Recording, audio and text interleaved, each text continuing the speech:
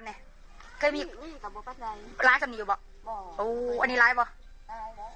ดีใจอยู่บ่นี่ดีใจแล้วเอาขอบคุณผู้ใหญ่ใจดีเนี่ยเฮ็ดเป็นอยู่บ่ใจดีเด้ออวยพรให้เพิ่นดูให้ได้ขอถูกเป็นใจชื่อเด้อให้โชคให้มานเด้อให้ร่ำให้รวยให้มีเงินทองหลายๆเอาอยู่หมันควันยืนว่าสิถามเนี่ยเคยมีกับบ่ปัดใดร้ายสำนีอยู่บ่โอ้อันนี้ร้ายบ่มาเลยพูวันแล้วอย่าออกมาเว้า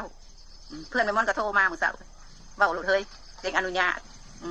เพื่อนคอยที่ซอยเรือนั่งจ้อยนะพวกคนนั่งจ้อยนั่งแอนะอยู่เยอรมันนะแล้วก็มันใส่ได้โอ้เราคือเป็นแนวนี้เราตัวเว้าเต็มเลยเด้อเฮ้ยเราเดี๋ยวสิจัดไปกระจังมาขออนุญาตเว้าขออนุญาตFCขอจะมาเว้าให้บางคนนี่ไปให้ป้าซีจะกินยาบ้ายายังจะไปย่องหักไปโลกกินแต่พยายามจะปรับปรุงตัวเองเปลี่ยนจิตแดงให้สัญญากับเลยสัญญากับFCหมดทุกคนเป็นคนดีน้องใจสัญญาได้เลยน้องใจกำลังเริ่มออกจากยาตอนนี้แล้วโมอยากมันได้พังกับอีตุนหลานโคตรกระเดียกระโดดสร้างผู้ยันบาปยันกรรมเฉยๆพวกนี่นะสมควรแล้วล่ะ